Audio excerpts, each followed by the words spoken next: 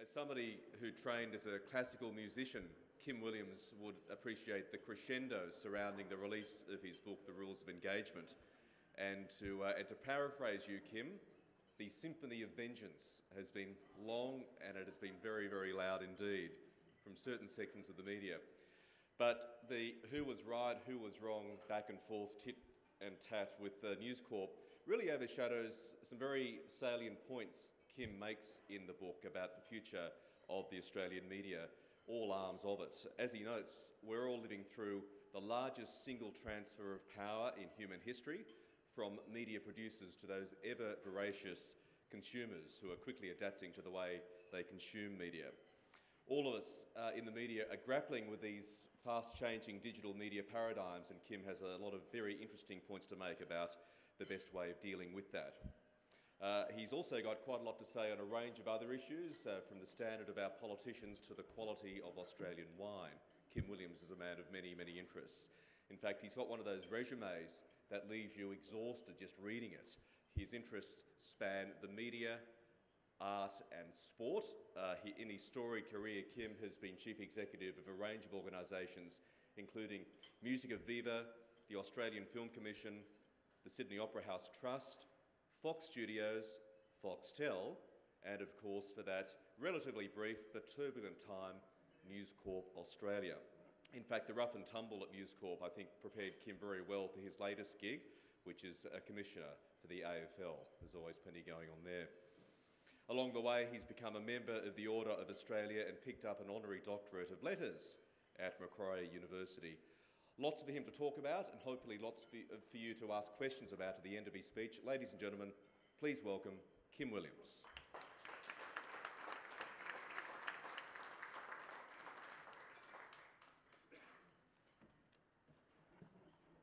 Thank you very much for that very generous introduction, Michael. Our assembly is being held on the traditional lands of the Kulin Nation, and it has always been my practice to pay respect to the traditional owners.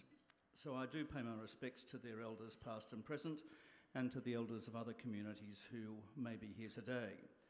As an Australian, I value the opportunity to acknowledge country as a simple act of reconciliation, and trust that the acknowledgement and respect it invokes resonates with many here today. As media practitioners understand, more than most, symbols matter. History matters. I've recently written and had released a new book, Rules of Engagement, in case you hadn't noticed, which I have described as a lifescape. It's about numerous experiences, observations, enthusiasms and passions in an Australian life, one which has been full of opportunity, good fortune and a rich diversity of outcomes. I am an adult child of the 1970s, which means that the territory ranges from the indulgent to the serious, through the preposterous and funny, and on into what I trust constitutes the genuinely compelling. Whatever, I hope it makes for a jolly good read. The chapters cover diverse territory in thought and experience. There is one about my mum, one about sport, one about education and our national dysfunction in delivering it well, balanced with offerings on my constant companions, reading and music. There's something on friendship and one on the increasingly challenged art of listening. There is material from the rich experience of my arts life, which has provided a central continuity to my view of the world. The chapter on cinema has the most dangerous of all things, a list of films you all must see. And then there are the obligatory inclusions from my professional working life over many decades, with core aspects from television, politics and media. Finally, there are some hopefully non-ponderous observations on management and leadership, backed up with offerings on the glorious fun of wine and the serendipity which governs all well-enjoyed travel. The media and politics sections cover with some energy some of the recent policy shenanigans of 2013 in relation to media regulation. But before I go forth into that territory, let me recall an anecdote I gave in Adelaide in 2012. Historians give differing accounts of the story that I'm about to tell, Some say it never happened at all, some say it happened elsewhere, but even if it's apocryphal, it is nevertheless a story for our times, and was one which rode high in my mind in the early part of 2013, when we almost lost the most fundamental basis for the free operation of journalism in our land. In the year 1028, if I can go back somewhat, or thereabouts, Canute, King of Denmark, England, Norway and parts of Sweden, set up his throne on the tidal flats of Thorney Island, site of the current-day Westminster. He pointed his royal sceptre to the tide and uttered these immortal words, "I command thee not to rise." Stubbornly, the tide refused to obey, and Canute's chair, feet and royal cloak got duly soaked. When we hear this story as children, we think of it as a story of human arrogance and folly. Not even kings have that much power. Canute must have been a right royal fool. But when we hear it as adults, we know that Canute, a canny king, was reproving his courtiers and teaching them a lesson. Wise leaders, he is saying, know their power is limited, so you shouldn't ask them to try to do the impossible. Canute was smart, but let's assume for a moment he was truly dumb. What if he had given stopping the tide a good go? It's possible. The technology was widely available. He could have set up a tidal review, built a wall, and put it under the control of a publicly funded tidal regulatory body. The problem is, of course, that the tides being the way they are, the wall would have had to have been extended around the entire perimeter of England, Scotland and Wales. And given the likelihood of storms and tidal surges, it would have had to have been progressively strengthened, repaired, rebuilt and heightened until all of Britain disappeared behind a walled fortress. Protected from the tides, but also isolated and bankrupted, Canute and his people would have been safe from those bothersome rising waters. The smart Canute is the man for our times. I'm betting he would have understood the problem we now have before us, the rising tide of the digital media. This is a subject that raises all sort of Canute-like possibilities. Instead of commanding the tide not to rise, we could command television not to go online. We could command newspapers and publishing houses not to sell their products on iPads or iPhones, and record companies and music publishers not to sell music via iTunes. Or Spotify or whatever. We could even try to regulate what people can say from Laurie Oakes down. Then we could even possibly easily hit such people up with fines, and if they don't pay them, put them in jail. Some media companies have already tried to hold back those tides and have ended up with wet feet, or should I say, soggy paper. And in 2013, there was a real danger that the then government wanted to give Canute's approach a good go too, with unprecedented, wildly intrusive forms of regulation. And, you know, like our dumb Canute, with enough money, enough regulation, and enough stupidity, they could have possibly done it by building a new sort of digital regulatory wall. They came very, very close. No doubt taking heart from others. After all, North Korea built a sort of regulatory wall, and so did the party in George Orwell's dystopian novel 1984. Alternatively, of course, and far easier, we could all simply stop worrying about the tides. We could let them roll in and roll out, harness their energy to our advantage, and prepare for and engage with the future. That's my humble advice to politicians, media companies, and media regulators in an era which saw the iPad become the fastest-selling consumer device in history over 2 years ago. Instead of trying to hold back the digital tide through self-defeating regulations, why not try to rise along with it instead? It's far better to accept the digital media world as your friend, regulate it ever so lightly and only where there is demonstrable need, let consumers make their choices and leave unnecessary intervention to unhappier, less free and hopefully only fictional nations. I spoke about my concerns with policy directions to this club in November of 2012 and foreshadowed that which regrettably became larger than life only a few months later in March of 2013. I also spoke as to the central requisite for optimism in confronting many of the potent forces evident in today's digitally empowered world. Which brings us to the meat and drink of contemporary policy and the media reviews by governments, which receives, as you would expect, somewhat colourful and extended attention in my book. You will recall that the Gillard government initiated a so-called convergence review in late 2010. That review had an ironic set of generalised terms of reference, specifically excluding regard to issues like sports regulations or a variety of other matters when it was meant to be an open report on a digitally converged world. I came to call such exclusions Conrovian specials, after the extravagantly titled Minister for Communication and the Broadband Economy, the Honourable Senator Stephen Conroy. After the Convergence Review had been announced, the appalling print media offences in the United Kingdom against personal privacy with intercepted communications, private investigators and the paying of public officials for information were becoming very clear with the initiation of a review under Judge Leveson. Conroy and Gillard determined to undertake their own news media review by retired Justice Finkelstein to focus on print media regulation, including online publications and the operation of the Australian Press Council.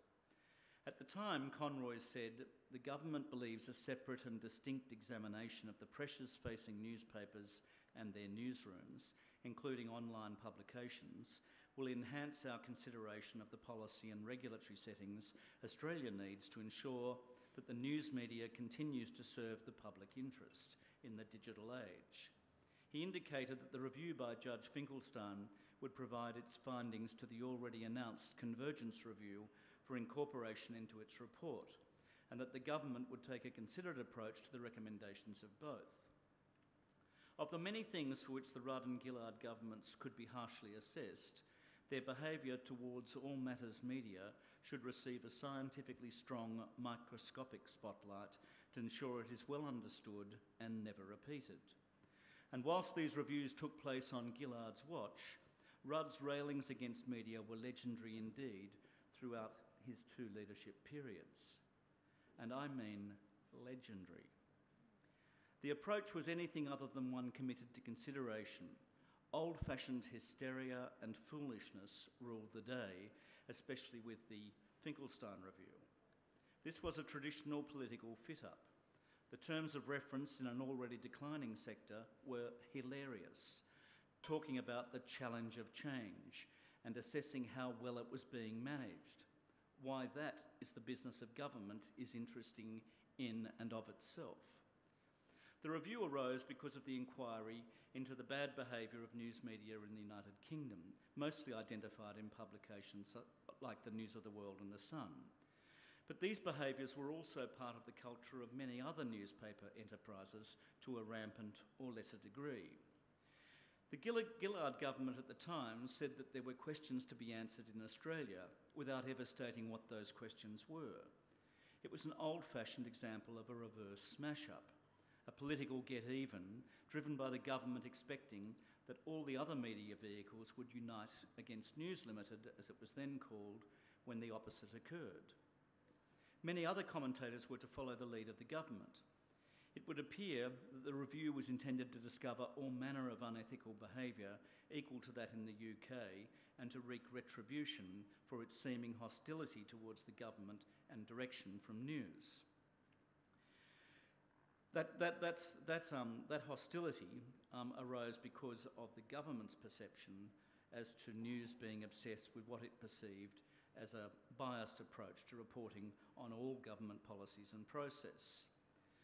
News Limited engaged two former judges, as many of you will recall, who had full access to all of the company's records and financial activities and had complete independence to pursue their investigations without interference or direction. They gave News a clean bill of health and their reports were published and released. The Finkelstein process and eventual report produced an unusual result which, contrary to the government's expectations, united all media against it, ensuring the major players were determined to highlight just what a poor and exceptionally impractical job the review had done and how it comprehensively reflected a misunderstanding of the media and its operation. In fact, it was quite antithetical to media operation generally. The eventual rather odd report recommended a large content regulator to oversee all media and proposed many other elements that went beyond an already well-established and substantially improved regulatory framework.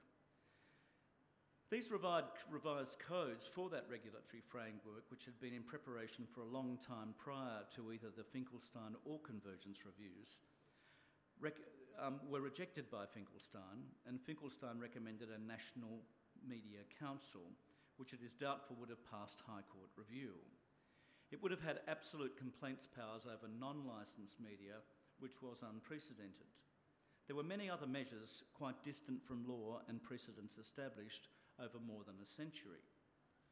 It's important to recall that print and the internet rely on no government mandate and no approval, because anyone is free to offer comment and information over them within existing confines of a variety of established and substantial laws, not the least of which is, of course, defamation. Finkelstein's was a highly legalistic approach to review and misunderstood that sometimes the media is robust for good reason. He recommended a simple, what I'd describe as dumbing down approach, as what I would describe again as a polite person's media, as a future relevant profile for all media behaviour. I, with many others, thought it was silly because the media doesn't work that way, indeed cannot work that way if it is constrained in how it pursues investigations. The review was unsound on many fronts. However, that inquiry, brutal as it was in recommendations against media and journalists, achieved absolutely nothing. Not one of its recommendations had any impact because they are unworkable with functioning media practitioners.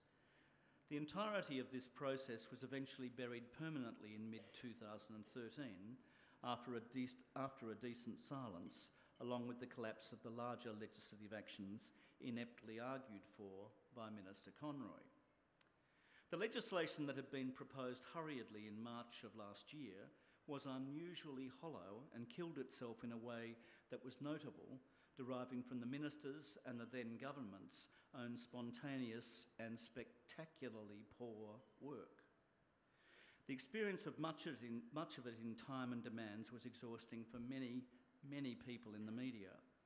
The Convergence Review recommendations proposed a different approach from that of Finkelstein with the so-called new News Media Council. This would sit above so-called self-regulatory bodies and could influence it in ways that most of the profession firmly believed was unhealthy for free speech. The Convergence Review proposed new news standards, which would not have been independent, given the open-ended nature of the manner of appointment of the proposed new regulatory body, and the absence of any recommendations at all on how this should have been managed. The proposal could never have been characterised as self-regulatory. Moreover, the regulator was both the rule and policy determiner in addition to being absolute judge.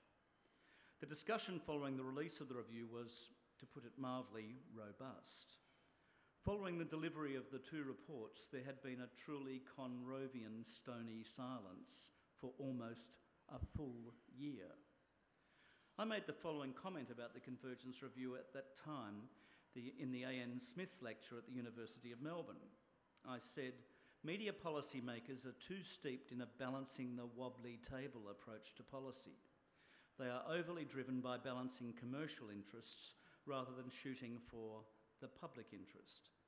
I think that still stands. All good policy aims to improve the outcomes for consumers.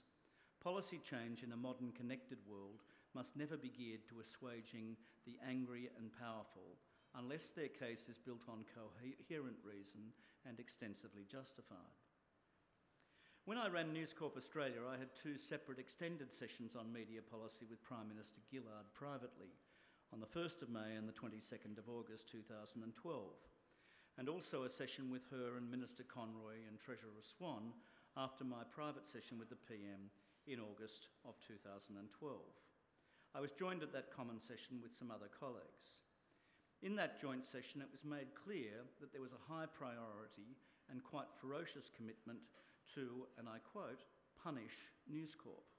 Those words were used precisely. For its behaviour in publishing unwelcome information and opinion. The tonality could only be described as being worthy of the former USSR.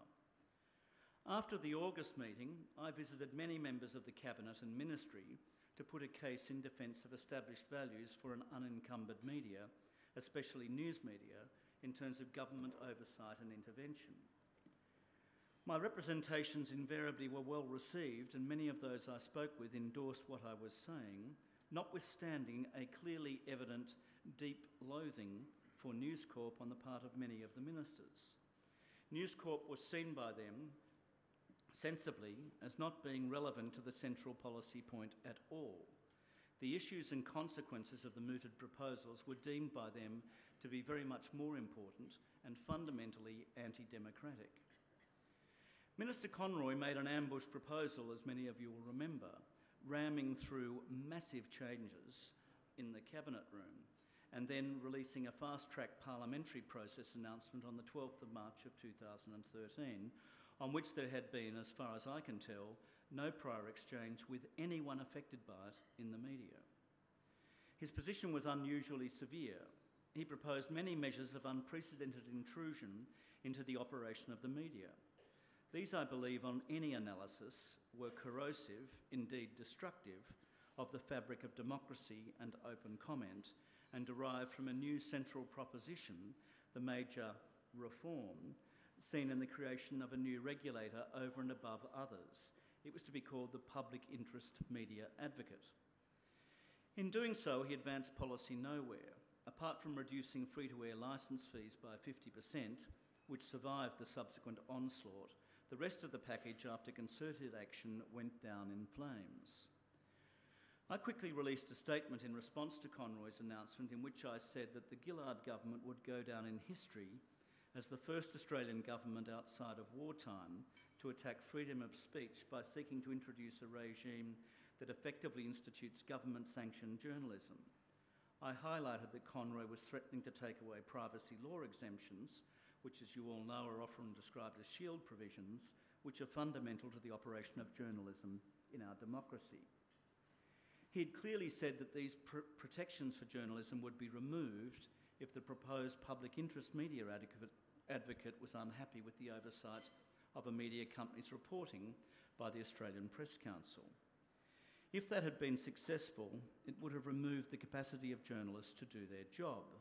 It was a not too sophisticated endeavour to gag the media. I indicated that the government risked standing as the one that turned the clock back with its highly interventionist, vague and unnecessary public interest test on media ownership, which was nothing more than a political interest test which governments would use to punish outlets they didn't like.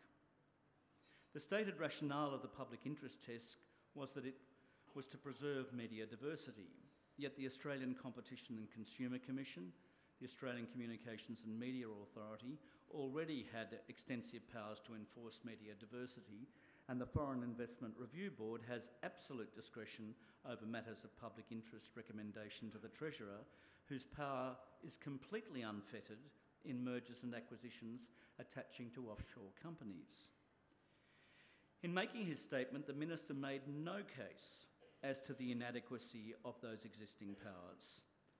I said that the proposal was not about media diversity and that it was a false need in the face of plenty, serving as a sad disguise for the government's desire to control the media. The public interest czar, which was proposed by Senator Conroy, would have been beholden to government and would have acted as its gatekeeper. It would have been a very sad day for Australian democracy if this had passed.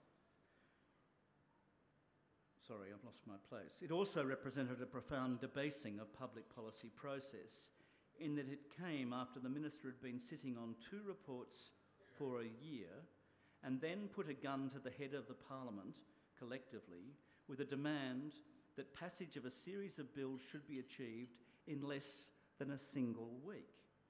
And this was without any consultation with the print and digital media industry affected by the proposals.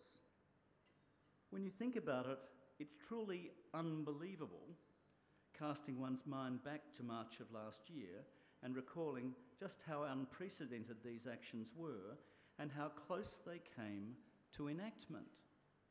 Bills which would have had a huge impact on major employers, thousands of employees, investors and taxpayers in the Australian economy were proposed in an old-fashioned stick-em-up style approach, hardly reflecting reasonable behaviour in a dynamic modern digital economy. If it had been enacted, the political interest test would have impacted the value of existing media businesses dramatically. The whole approach constituted a travesty of public policy and parliamentary process. There were many pieces of communication from me at the time which are detailed in the book. They included a strong open letter to Conroy sent to every federal parliamentarian and every premier and opposition leader in the states. Needless to say, I never received a reply from the senator, nor did I ever receive a reply to any of the other communications to him at the time. Throughout the whole sorry affair, Conroy was resolutely silent and made no contact at all with me, and little, if any, with other media executives. He was in his bunker. He'd said the new legislation proposals would all be dragooned through the Senate in a fortnight. Fortunately, he also said there was to be no negotiation to be undertaken with any politicians or any other affected party on any element of the package, and delightfully, that comprised the basis for the legislation's failure. Apart from the severity of the political opposition which inevitably arose from his grandiose and arrogant refusal to discuss the package with other parliamentarians, there was a legitimate groundswell from the public and media alike. The action was sinister and repugnant. The management and control of media is part of the armoury of regimes and jurisdictions that subjugate the media and maintain extreme hostility to any open expression of opinion from their opponents and the general citizenry. And the public sensed it with a huge avalanche of expressed online and direct opinion registered with parliamentarians. I know, they told me. Media colleagues responded vociferously to the government, including a truly admirable, highly charged and keenly felt tirade from Kerry Stokes. A quick Senate inquiry was called, with the highly partisan chair being Senator Doug Cameron, who offered robust opposition to advocates against the legislative package. He and I had a memorably severe exchange when I appeared before his committee. I made it clear that the proposed bill would seriously breach the implied constitutional freedom of political communication because it would undermine freedom of communication about government or political matters. I indicated that the proposed law would see direct regulatory intervention in and control of print and digital media, invoking sanctions not seen outside of wartime, and that the proposed bill not only offended the constitutional freedom of political communication, but also was a direct assault on the independent operation of Australian journalism. I made many other comments. I concluded with a set of strong observations on the provisions of the law and the powers of the PIMA, indicating that on the body of evidence that what was proposed was a modern-day Star Chamber, no more, no less. I indicated that the proposed bills breached constitutional rights, equated to direct government editorial intervention and regulation, and were a direct attack on free speech, innovation, investment and job creation. On reading the materials afresh when writing this book, I believe what I said was necessary, and at one with various colleagues across the media community who normally are characterised by their disharmony rather than unity of purpose. And we were successful eventually in defeating a seriously ill-conceived and dangerously bad piece of legislation, which was eventually withdrawn in the House by Anthony Albanese, who I remember ringing me to say, "Mate, we're going to drop it." There was a half-hearted attempt to revive it once more before it was consigned to history's dustbin. Tensions in government between the Gillard and the opposing Rudd forces rose inexorably ever after these events in March and eventually led to the change in leadership back to Rudd. So the consequences on the proponents were substantial indeed, although I note that Conroy is the Deputy Leader of the Opposition in the Senate today, one step back from the Senate leadership position held when he took this extreme action. These events should be burnt into our memories. As many of my colleagues in other media companies will attest, this was a feverishly busy time, and as so often with public policy debacles of this type, one takes a victory and a good outcome as signifying that nothing actually happened. It's difficult to believe that such a draconian approach to controlling the media almost made it through Parliament.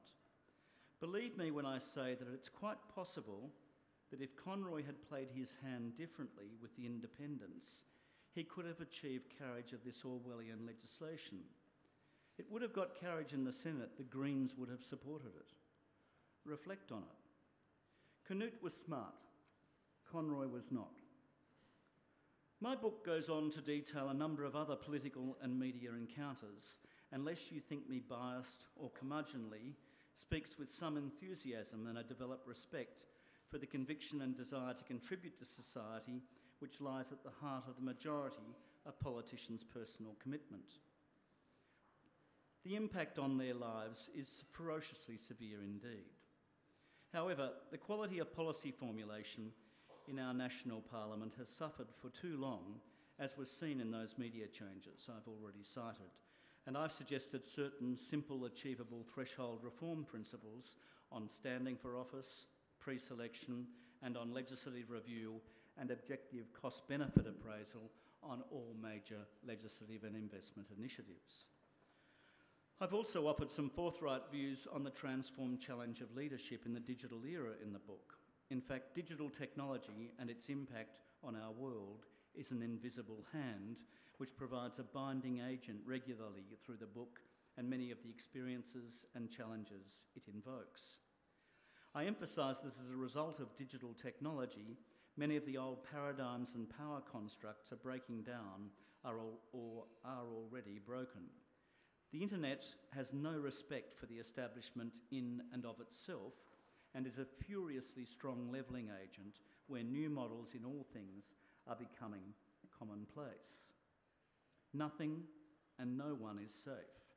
Merit, ingenuity, speed, flexibility and performance increasingly now rule the day. I think this is a good thing because it's giving unparalleled empowerment to invention and creativity with the release of entirely new, energised ways of working and connecting. As to how it unfurls and where the impacts take us, none of us really knows. But the journey is the most exciting and confronting in our adult lives. It really does offer the possibility of merit finally winning through if we live true to the possibilities that are afforded us. While some of these forces can have profoundly destructive elements seen initially in traditional news media, others are learning and adapting. Fresh thinking and creative ingenuity can win through because the cost of entry is now lower than at any time ever before. One thing's abundantly clear every single day. We've all witnessed, as Michael mentioned, and I'm glad the message is getting through, the largest single, historically unprecedented transfer of power in human history, from producers to consumers. The significance of that power shift is difficult to exaggerate and, I suggest, impossible to stop. How Australia responds will define our modern nation. The challenge of innovation is at the core. It's the largest citizen empowerment change seen in history, and it's happened almost entirely from technology. The impact on consumer behaviour, and more importantly on expectation, has been overwhelming, a true game changer. A key issue which arises from that movement is seen in the potential to create and endow those who are information rich and those who are even further disadvantaged.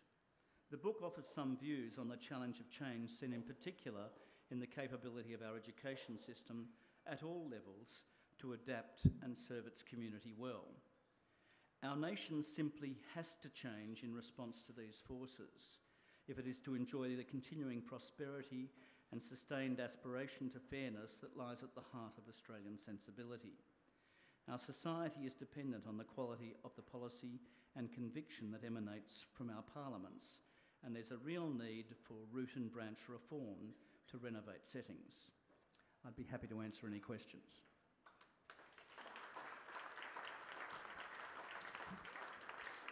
Yes, thank you very much. As Kim said, we do have time for questions before Kim will make himself available at the back of the room to buy all those copies of the book I'm sure you're about to purchase.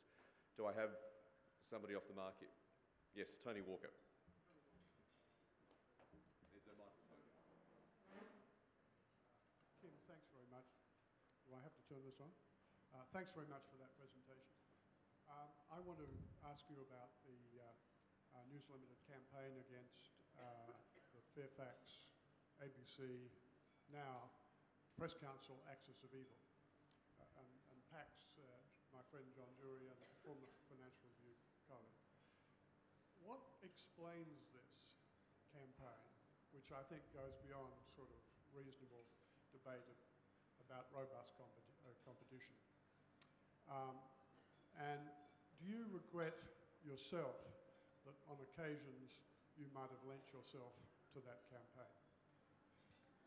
I think you'll not find that I've ever been part of that sort of campaign at all, Tony, if I can say that in my own self-defence.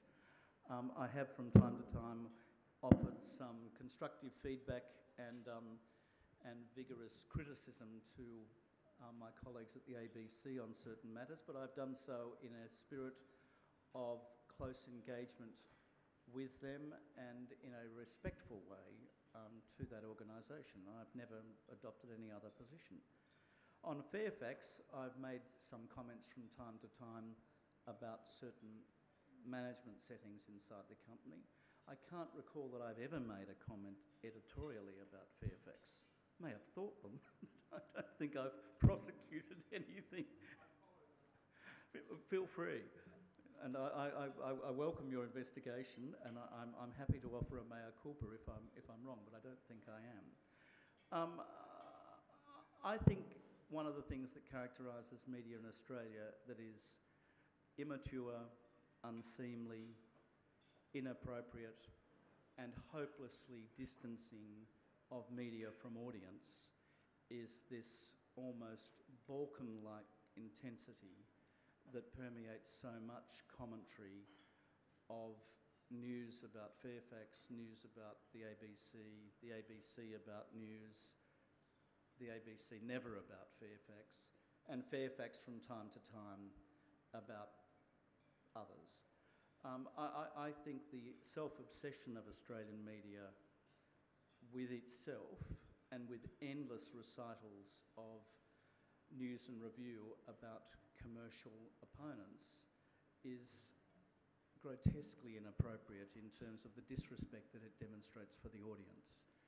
And I think it will ultimately rebound in the most hideous way commercially, because it says very loudly and repeatedly, we don't understand you, we don't care about you, we think the audience is stupid. That's my view, for what it's worth. In terms of self-criticism, clearly I was hopelessly inadequate to the task of addressing that particular issue and getting an adjustment and redirection in thinking. And I openly plead guilty. Heritage cultures are very hard to change. Heritage business systems, heritage approaches are very difficult to change. And you need to have a united team that wants to effect the change, because it's hard enough already. I regret that that was not the case. And for the record, I still have many friends inside news. And I don't want to finger any of them in terms of making life difficult, but there are even some in this room, said he anonymously.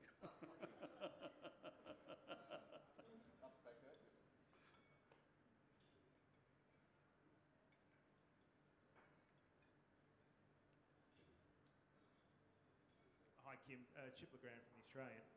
Just to focus on a a different organisation, when you were talking about these reviews being long buried, it jogged my memory about a review that was announced by Mike Fitzpatrick into Essendon's handling of the supplement scandal. I think it was about a year ago now that he suggested that was going to be done. So the questions are, has the review been completed? Have you read it? What does it say? And otherwise, how would you characterise the AFL governance and management throughout the supplement scandal? I don't think it'll surprise you, Chip, if I respond by saying the two authorised spokespeople for the AFL are the chairman, Mike Fitzpatrick, and the chief executive, Gillon McLachlan. They both are fully supported by their commissioners, and they speak for the organisation. It's a good principle, and it's a principle I absolutely embrace wholeheartedly. I love being an AFL commissioner, but I respect the appropriate processes that attach to all public release of information.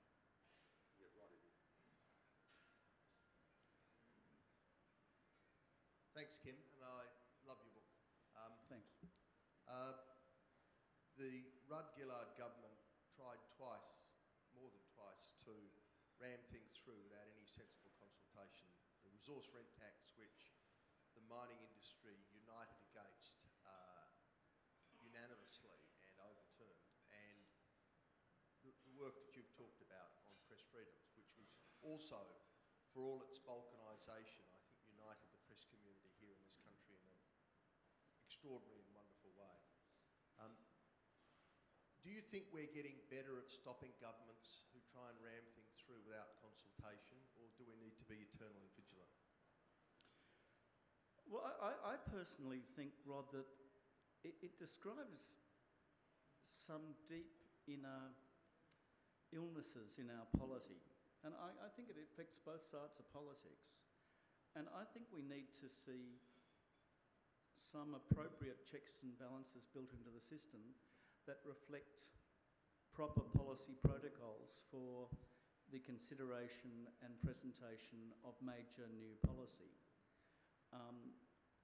I think on any sober, although it seems to me that Wayne Swan in his book is incapable of sober analysis or reflection on anything that happened in his time. It was all just wonderful.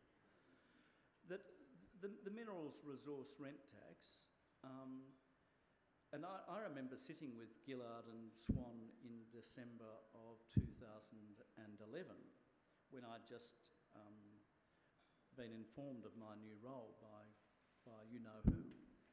And I was having a session with them at Kirribilli House and receiving some free counsel, extensive free counsel, vigorous counsel. And they kept on referring to the MRRT. And I said, there you go. Now, you know, I'm someone who is in and from the media, and I've heard you talk about this MRRT, and even I have to think minerals resource rent tax. But you're talking about it like that publicly, and you wonder why you're disconnected from the community. Now, that whole policy approach, I mean, when you read in the Kelly book about the way in which there had been no consultation with the relevant minister because they thought he might be opposed to it in the form of Martin Ferguson. Now, what kind of policy process enacts something that has such a profound impact on a minister, a very competent minister, in his own portfolio because he might oppose it? Well, he might have something of value to offer to you. So I've suggested that there need to be proper review proposals on major pieces of legislation. I've also suggested that new legislation needs to have inbuilt review provisions or sunset provisions if we are to stop this ever vastly increasing body of regulatory fabric that is just sapping the energy out of our society. Energy is as much a precious resource as capital.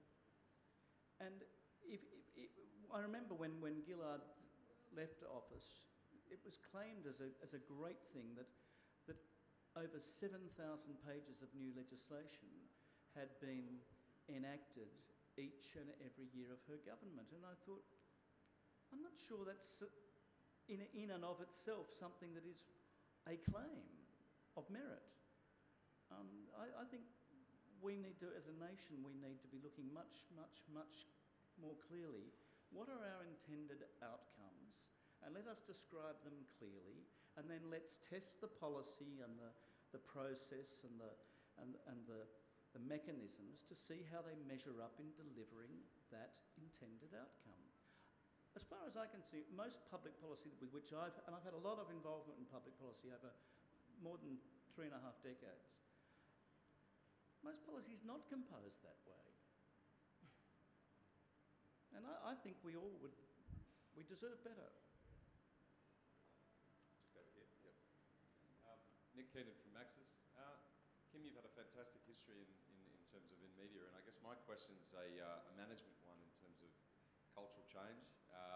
We see a lot of clients who are not unlike what newspapers are going through. There's significant change in technology is the great enabler. So my question is, can a large organisation manage that heritage and get that challenger brand mentality, which you sort of touched on before? And if so, what do you consider to be the vital ingredients from a management of those businesses in order to protect the heritage somewhat, but also get back that challenger brand so that they can enable to deal with significant change? Yeah, of course they can. And there are some terrific examples of companies that have done that in recent years. GE was a company that had a near-death experience only 6 years ago, and yet that company has completely reinvented itself in terms of its corporate priorities, its absolute infused digital thinking, and they've radically reinvented virtually everything that they do in a way that I think is exemplary and will be a source of management study for many years to come.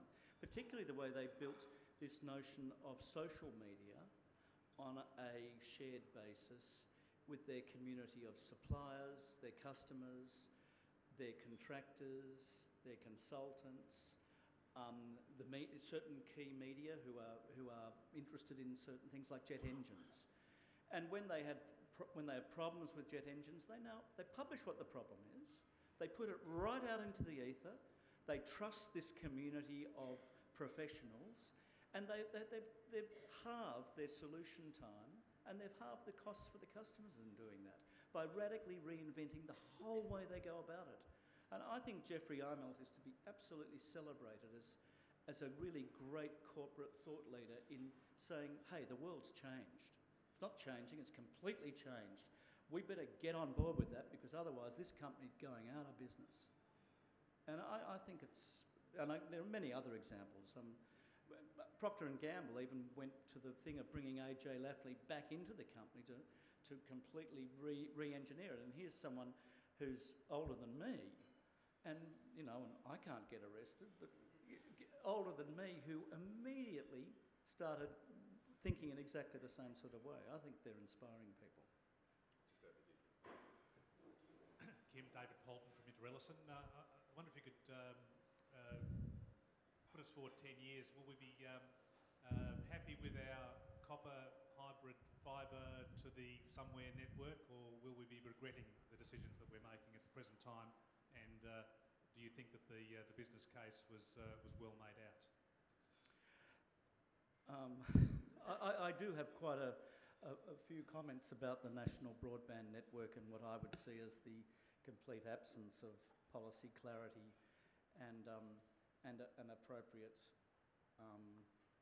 review and cost-benefit appraisal, which went into the initial decision. I mean, the initial decision was taken at 40,000 feet in a flight. I think it was from Brisbane to Perth in a VIP RAAF jet. You don't make policy decisions that way. There was no needs analysis undertaken. There was no cost-benefit analysis undertaken. There was no competition review undertaken as to is there some way that the private sector can actually do this. And let's remember, this is something that the private sector does for a living. No, what we were going to have was the world's largest single startup ever, biggest startup in world history, but we're going to have a really interesting rule built around this startup. No one who has experience in the territory of actually deploying new networks will be employed by this company. No one. Now, I'm not saying that for emphasis, I'm saying that as fact. That's what happened. As to whether a hybrid technology system will work, I think it probably will. It's pretty much what most other countries have, particularly countries as big as Australia. And remember that unlike many American cities or Korean cities or Japanese cities, we don't have the same kind of concentration of apartment buildings that they have in big cities there, which make fibre a sensible thing to everybody. We actually have quarter-acre bungalows all over the place. It's much more expensive to reticulate fresh technology here. I've never seen any demonstration that a contributive speed from consumers to the net exceeds 3 or 4 megabits, frankly. In businesses, of course, they have bigger contributive needs, particularly professional businesses like architectural practices or scientific businesses or even some very large consulting businesses, although that's debatable. But they tend to cluster in certain zones, so it's quite easy to actually beef up the system for their needs. In terms of receiving material, the government came clean that most of it is about receiving video. And if you're going to receive video, there's no way that you need anything greater than 4 or 5 megabits, really. Some might say 10 megabits. Some others would say, oh, well, you know, if you're going to have 5 rooms in a house all watching HD TV simultaneously, you might need 15 or 20 megabits. But this notion of the original decision, which was 100 megabits to 93% of Australian domestic premises, is garbage. It always was. It's never been supported by anything. It's just nonsense. And then the minister would always come out and talk about the health benefits from being able to do your diabetes test at home, sit on a balancing platform if you had neuropathy, and a number of other very good things to do at home and get in a network to a doctor. And with one of the technology suppliers that I had at Foxtel at that time, he said, not one of the things the minister has mentioned requires anything more than 500 kilobits a second. Kilobits. Half a megabit. You know, don't accuse the policy as having been rigorous, thorough, well-informed. It was opaque. There was no commitment to any kind of transparency in the decision-making or the funding or any of the review processes that went, even in the selection of the rollout parameters for it. Oh, poppycock. I think it's a shameful event in Australian history. And what I fear is that we are not doing enough to revisit it and test it and think about it so that it doesn't happen again. And Australian decision-making in these areas is rich with technology romance and technology determinism. You know, I lived through the establishment of subscription television in Australia, and it was a terribly sorry moment where you had bureaucrats saying there would only be digital, it would only be satellite, when there was one digital satellite decoder company in the world at that time, a South African company. I could go on, I'm going on far too much, I'm sorry, I apologise. Hi, Amanda Jolson, also of Inter-Ellison Lawyers. I've heard you previously criticise the ACCC for their function as both regulator and policymaker. How do you believe that they could better serve consumers? Look, I think it's a bad principle generally to have a regulator being a policymaker. I think the notion of having purity of policy formulation being built on the altar of I'll have a very severe chat with myself is not a very good way about going about formulating policy. I think courts don't make the actual written law. They may create law in terms of the way judgments operate, and particularly with the High Court, in particular ways that judgments have impacts that resonate throughout society. but they don't actually write the laws. That's done by parliaments. And it seems to me that the regulator's views should be noted, but should have no particular strong currency, and they certainly shouldn't be the originator of policy reform. I think it's wholly inappropriate. We'll make this the last question. Yeah. Hi Kim, it's Madeline Heffernan from The Age and Sydney Morning Herald.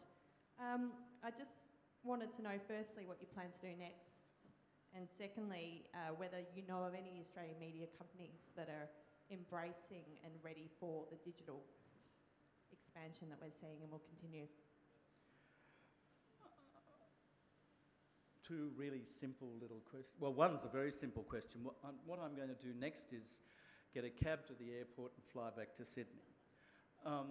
In terms of digital media operation in Australia, I think it's got a long way to unfurl. And I don't think anyone has a monopoly on wisdom in terms of where things may travel and how they'll travel, and how we will actually move to a much more dynamic consumer-paid model for the sort of journalism that we need to defend and promote. The media, for whatever reason, I think essentially deriving from the hubris that inevitably attaches to extended and unchallenged success. And remember, Australian media companies were amongst the most successful media companies anywhere in the world. Fairfax News, APN, truly rural press, remarkable companies. And when digital came along, frankly, they were all asleep at the wheel. They were contemptuous of it. They couldn't persuade themselves that this represented anything approaching a significant moment. They rejected it. They rejected proposals to invest, with one exception, which is regularly invoked, REA. I think there's been a lot of revisionism in relation to that in some areas, but largely they just fumbled the ball. And they gave it away for 20 years. And I went into an environment where we're meant to go from giving it away to suddenly saying, you've all got to give us your money. Now, of course, human behaviour doesn't change that quickly. We've been giving it away for free for such a long period of time. To actually turn it round and to invest it with value, to demonstrate tremendous innovation in the way the information is delivered, to personalise the information and do all the things that consumers perfectly legitimately expect that you'll do digitally, because that's what digital technology actually does. The media's yet to do that. Now, I have every confidence that it will eventually. But it's not doing it yet, and so I think most people are not doing it very well. I think some are doing it better than others. I think the Wall Street Journal's translation of a print product into a digital product, but very much in a print personality on the iPad, is actually a very good experience. I don't think it's innovating in the way that it needs to personally. I think the FT also does a really very impressive piece of work in HTML in a way that is fabulously responsive and very up-to-date, and they do keep it up-to-date regularly. I think a lot of specialist publications do a terrifically good job. I think Jancis Robinson does an amazingly good job with a digital site, and which has tens of thousands of subscribers, and has become a really, really substantial business. And I think they do it really very well. But the problem is that most of the people who are making decisions about digital deployment and digital technology and digital consumption have three limitations. The first is they never talk to consumers or observe consumers, really closely observe what they do. Second, most of them are digital denialists. They actually want to be ferociously protective of print technology as if it is a sacrosanct thing. And it's not about technology, it's about journalism. You've got to change the whole language, you've got to change the whole rhythm of the conversation. To have credibility with consumers, that's got to change. And then finally, you have this really, I think, quite surprising lack of real engagement with data analytics and all that it does in actually driving a completely different product construct and a completely different responsive culture. And it's just treated, big data sort of, oh yes, it's over there, it doesn't really matter, we're mass. And you think, no, you're missing the whole point. This is so fundamental. And it's, of course, it offers the prospect of the most spectacular renewal if it's embraced and used effectively, because the media can do something which many others can't because of the breadth of the contact that is available there if you're delivering your material well. It becomes wholly valuable again. But until those three things are really effectively confronted, I think we're going to have some pretty dreary experiences. But nothing concentrates the mind like near death. That's where we'll have to leave it. I know Kim's got to catch the flight to catch up with your old mate Stephen Conroy in Canberra, so we can't stop that. Kim, thank you so much for a very thought-provoking speech and a very entertaining Q&A session. Ladies and gentlemen, please thank Kim Williams. Thank you very much.